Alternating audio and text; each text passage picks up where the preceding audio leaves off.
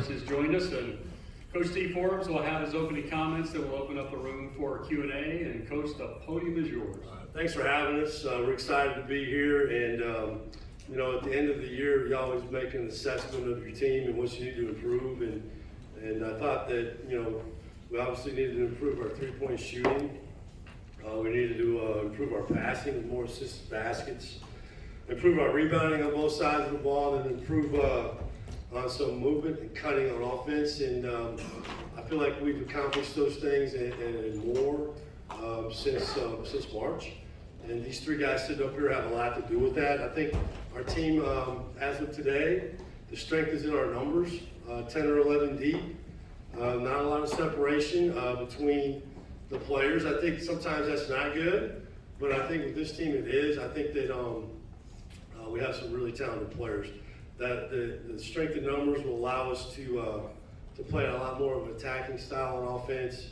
We'll have mobility at every position and skill. Have more pace, more cutting, and I think one of the great things that we've been able to do over the last 4 years is have consistency in winning. And we've done that by having a consistent philosophy on how to do things, but being able to adapt our X's and O's to the players, you know, that we have. And so, you know, I brought Trey Spillers today, who's a great player for us last year. Expect him to have a great year this year. You know, Makai Mason, transfer from Washington, was a very good player in the Big Ten a year ago. He's got great size at the wing position and can play defense and. Pretty good all-around player. Nate Calmese averaged over 15 a game last year at Washington State. I think everybody in Washington State is confused. They're mad because Coach Dicker came and now he came. They have nothing to do with each other. And so, you know, it's just, you know, great group of guys. I've really enjoyed coaching them. I think one thing I just wrote down, you know, size. You know, I've always kind of had a footer. This year we don't, but you know, we have guys with really incredible wingspans. Omaha Blue is +8, Trey's +7, Makai's +7, Juke Harris is +6, Miles Colvin +6, Jalen Kloss +5. And so, even though we may not have a 5-man in there at 6 or 7 foot, we've got really good positional size and length across the board, which should really help us, you know, on defense. Open it up for questions. Folks, if you would, identify yourself. I can't see you, I can promise that. Name and the agency that you're with. So, Coach, left side. Hey, how you doing, Coach? Good. You talked about the size and the length, and I know you don't typically single out players, but it's a player that I'm intrigued by in your system with Juke Harris.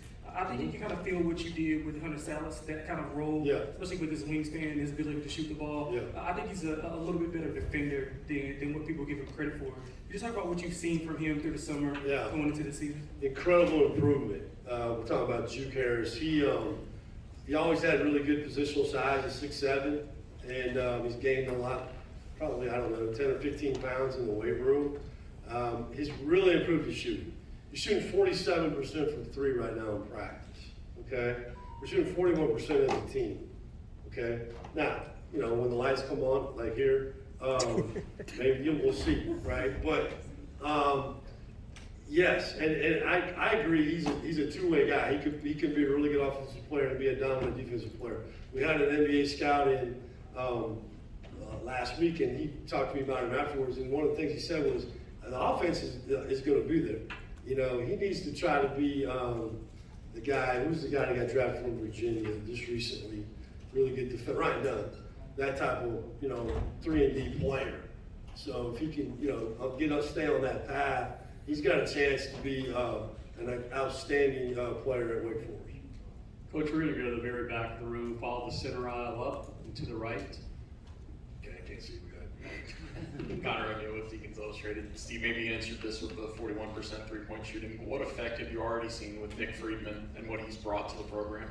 Well, yeah, you know, we hired Nick Friedman. Actually was here in Charlotte for 4 years with Borrego and Clifford. A 10-year journeyman, you know, on the professional level.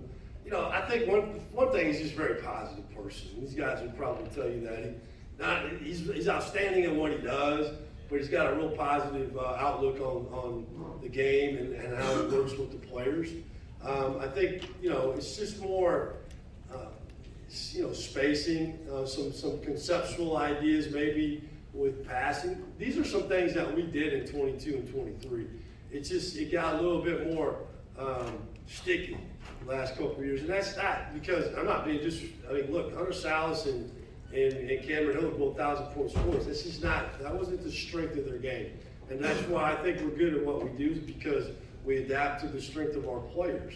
And that's why we've been a consistent winning team. And so, now I do believe this team, the ball zings. We're way up in assist ratio in practice. And I go back and look at the numbers every year, kind of not based on the date, but on the amount of attempts maybe we've attempted in practice. We're so far ahead in attempted field goals this year in practice than we were a year ago because we played more. And I think that's really helped us. And these guys, they could tell you that or not. And so I think with Nick, it's more conceptual things, what we're doing offensively, that I'm not going to really get into today. But he's done a really good job. And a lot of it's just giving the guys confidence, to do the things that they do really well. Coach, your last question will come to the right side, second row. Shane Connick, Charlotte Observer. Coach, when you look at the way this team's been playing in practice thus far, how does the team basketball that you're seeing from these guys kind of stack up against other teams that you've coached? So how do they do? I'm sorry, how do they what? Team basketball, playing together, talk about the strength and numbers with this team, Yeah. and how this group kind of compares with other teams that you've coached. Yeah, I've always been a coach that just really liked it when we had balance, right? And, we're always going to have a leading scorer, but if you can have 4, 5, 6 guys averaging around double figures, you're just a lot more harder to play against. Because I know as a coach, preparing for teams like that is really hard. And so I've just seen a lot of joy and a lot of passion from these guys sharing the ball, okay? And when you do that, there's energy in the ball. The ball will find the open shot. It won't just sit in somebody's hands and now it's your turn to go do it, And sometimes you got to have that. Sometimes you got to make plays late, man. But these guys have shown the ability to have tremendous joy sharing the basketball and finding each other. And so, I would think about our team in 22. Jake was a first-round pick, but he's a really good passer. Linus was the MVP of ACC Player of the Year, great passer. Threw a great pass down here in Charlotte, left-handed hammer pass to the corner for Demetrius for 3 for the win against Charlotte. One of the best passes I've ever, in traffic. Threw one against NC State like that. Just things like that. Ty Appleby, tremendous passer. Those guys could really could move the ball, and so. I see a little bit more of that, I guess, this year.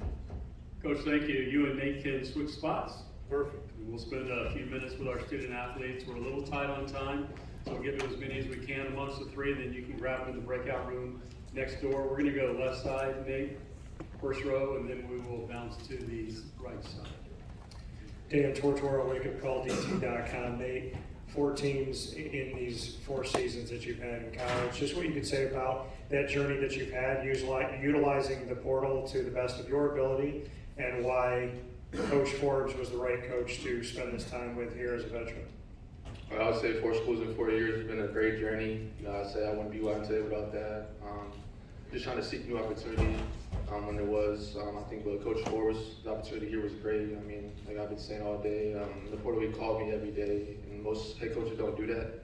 Technology was really big for me, and then just our Zoom was great. My parents loved him. Our visit was great, so I think it's the opportunity to play for him was a no-brainer choice. So, yeah. Nate, right side, 5th row. Richton Cunningham, Fox Sports Radio, Charlotte. Nate, you were at Washington, you were at Washington State, your teammate was at Washington. It's just interesting that a couple guys came from the West Coast all the way to the East Coast and Wake Forest. I know you mentioned why you wanted to come to Wake Forest, but how excited are you to be in the ACC?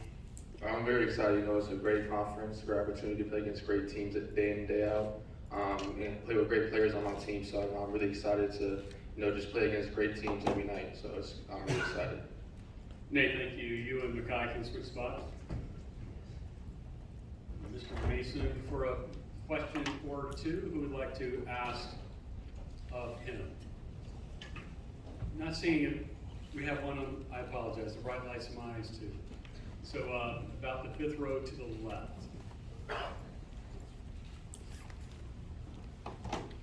Camp Women's 24/7 Sports. Makai, kind of watching your game, it feels like it's smooth. Every time you shoot, it feels like it's going to go in. One, does that feel like it when you shoot it? And two, when Steve talks about how he needs three-point shooting, how excited does that make you feel and start this offense with you? Yeah, it makes me very excited just knowing what I can do with my shooting ability. He instills confidence in me every time I let the ball go and says keep shooting them. So just to have a coach like that gives you the ultimate confidence is all you need to be a good shooter. Makai, from here at the podium, you've had a chance to be around a couple different programs, learning a lot from a lot of different players. What is it about creating cohesion early to make sure that it all clicks as the season starts? Yeah, it's very important. It starts from the summer, just doing stuff off the court and just doing things together as a team. So it obviously makes you a better team as a whole, just having that chemistry, knowing where your guys are going to be. Like, oh, is he going to cut? What type of player he is? So just learning that is very important, and that's what makes great teams. Anything else from Makai? Again, you'll have time with our student athletes in the breakout room. Makai, you and Trey can switch. And we'll spend a moment or two with Trey at the podium. Trey Spillers will get our last bit of Q&A for Wake Forest, and who would like that question? We're going to go to the left side, 1st row. And then we will go still left side, 3rd row. Dan Tortora, wakeupcalldt.com. Trey, to have a coach that in multiple different places, including Wake Forest, has sent guys into the National Basketball Association. Just what that means for you to have someone who has the eye and the knowledge and the IQ of what it takes to get to that next level that goes far beyond Wake Forest. It's great. I just know every time, like, every coach knows the best out of us. We know we're not gonna play perfect. He just expects us to go out there and just give him our hardest every time we step on the court. And then we'll go to the 3rd row, so just follow the aisle up. Trey right in the middle there, just to your left. Jay with Greenville Sports Media. What did the team do this summer to build that team bond to get ready for this year? We spend a lot of time off the court. Rather than just going to each other's house, or we go to dinner and get pizza. We just do little things that just helps us. That's going to help us when it comes to lunch.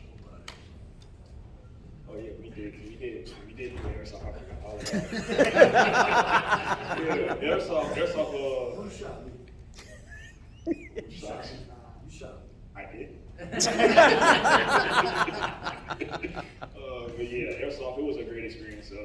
Just going out there, it was very hot, but just spending time with my teammates, I feel like that's going to bring it very closer. So Wake Forest will send you off to the breakout room. You can talk more strategy about paintball.